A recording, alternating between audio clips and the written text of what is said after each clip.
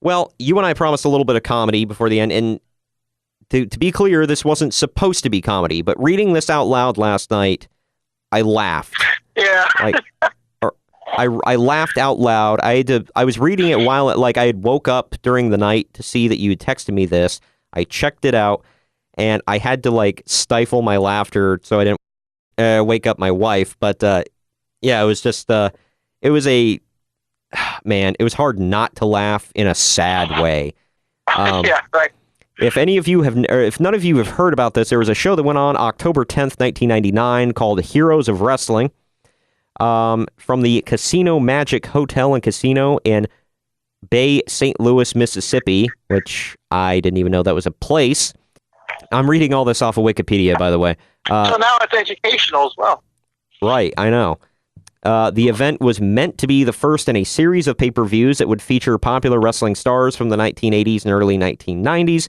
Plans for the franchise were abandoned following the event, which suffered from a poor buy rate and several controversies, most notably a disastrous main event featuring an inebriated Jake Roberts. And boy, howdy, will we get to that. The attendance was 2,300 people, by the way. I don't know how many people this casino hotel thing could hold, but yeah. The first controversy was in the color commentary. Did you read all this, by the way? Yeah, I did. Okay, well, let me just go over it for the fans here. A minor controversy initially erupted at the beginning of the broadcast due to a last-minute change of commentators. Gordon Solie, a well-respected figure in the wrestling world with several decades of experience delivering play-by-play, had been advertised as one of the event's commentators. Shortly before the event, Solie fell ill with the throat cancer, which he would succumb to 9 months later. No announcement was made of the change. I will say this: if there's one silver lining to Solie passing away there, it was that this wasn't his last show. Yeah, right. I gotta say that. The only silver lining in this matter. But no announcement was made of the change before the show, and neither Solie nor his illness were ever even mentioned during the broadcast, which is kind of stupid. But that's just the beginning. Solie's replacement, Randy Rosenblum, appeared to have little to no knowledge of professional wrestling, delivering what would come to be regarded as some of the poorest color commentary ever given at a professional wrestling event. And trust me when I say that is a crowded field. Yeah. Mike Adamle smiling. Yes, I'm not the worst. Right.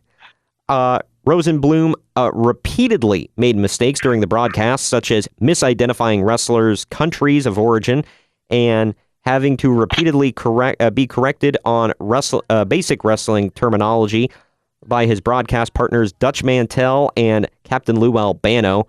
Good Lord, that's a motley crew. Such as when he called an arm drag performed by Marty Jannetty a, quote, reverse slam takedown. What does that even mean? I don't know. I went and watched the clip just to hear that, and he literally said that. I was like, wow. A particular source of criticism was Rosenblum's inability to identify a simple drop kick, repeatedly calling the maneuver such things as, quote, flying kick, flying leg kick, and leg drop. Leg drop? What? I don't know.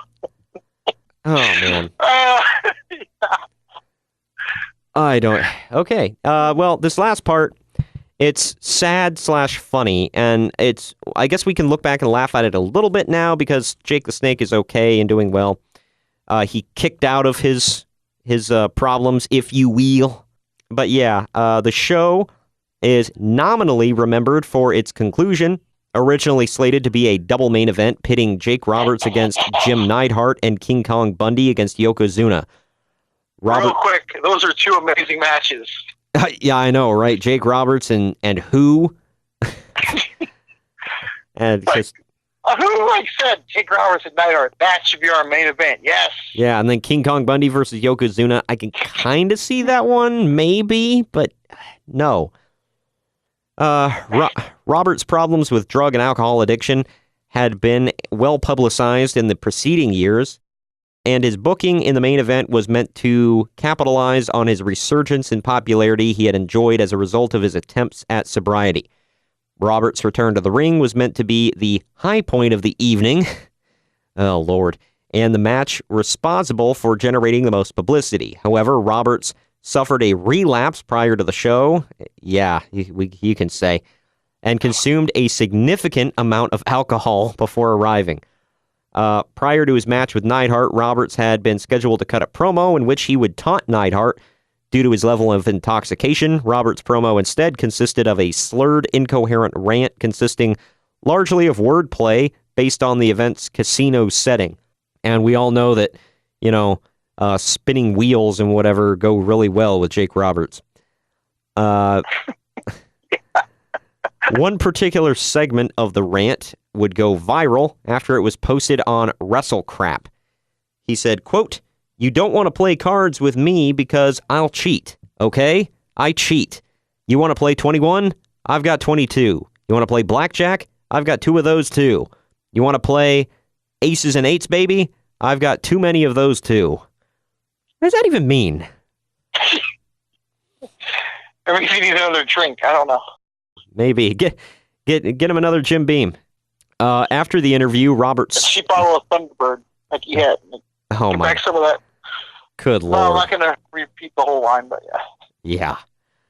Yeah. After the interview, Roberts staggered to the ring with his trademark snake. However, upon reaching the ring, Roberts put the snake down and attempted to return backstage. He then reversed course, returned to ringside, and began greeting fans. Before entering the ring, Roberts grabbed a female fan and had her rub her hands on his bare chest. I'm sure that, was the highlight of that ladies' night. her life. Yeah, right? Later, Roberts removed the snake from its bag and... I'm sorry. I know. I have to stop. Later, Roberts removed the snake from its bag and simulated masturbation with it.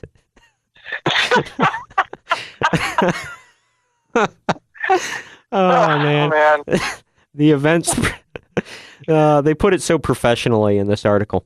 The event's producers cut to a wide shot of the crowd during the incident so that at-home viewers were unaware of what was happening in the ring.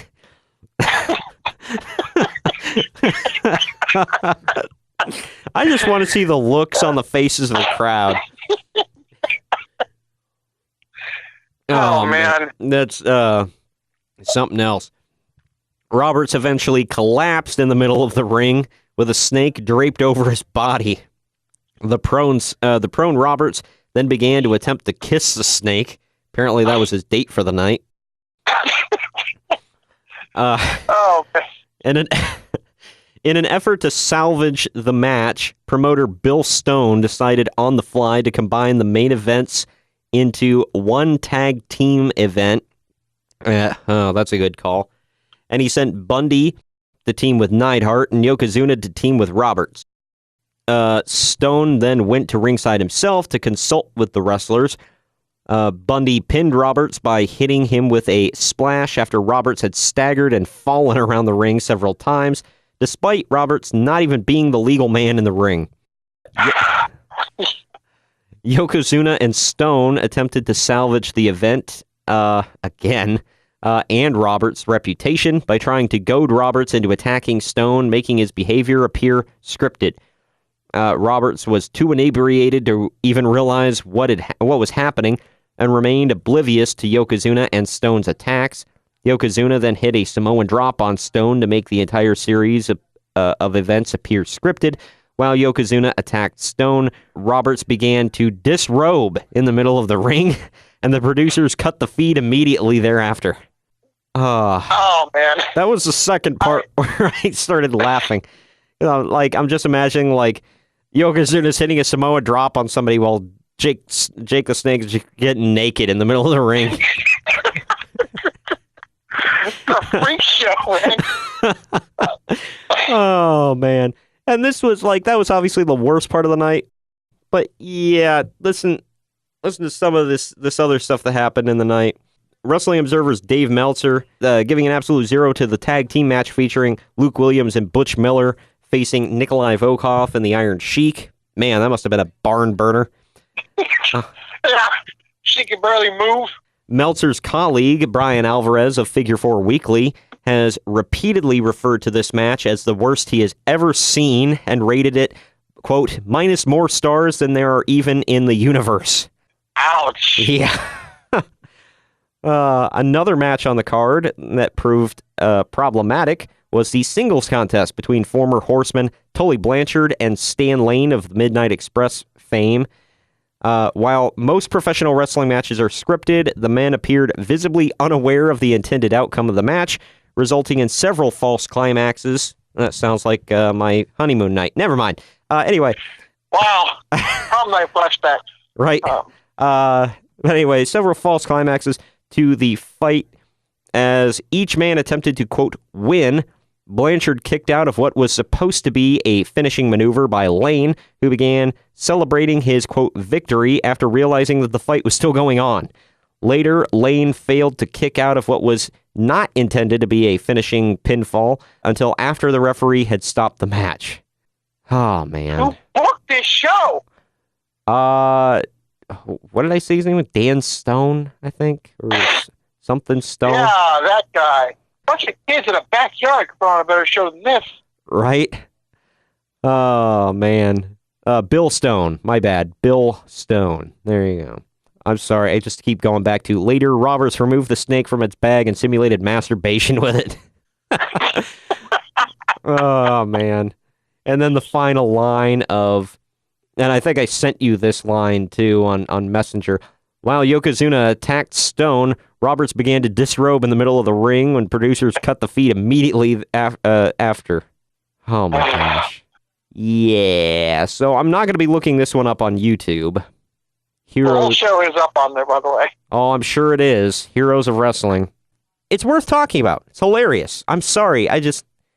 You and I both had a good laugh with this one. I had a couple of good laughs. This is a real thing, by the way. Yeah. We're making up for fun. I know. I don't even. Oh man, I don't even know what to say about this. It was just like, how have you and I never heard of this before? I stumbled upon it. I stumbled across it. I stumbled upon it by accident yesterday on YouTube. Wow. Yeah. And you were probably like, man, this card doesn't sound too bad. And then you're like, never mind. Yeah.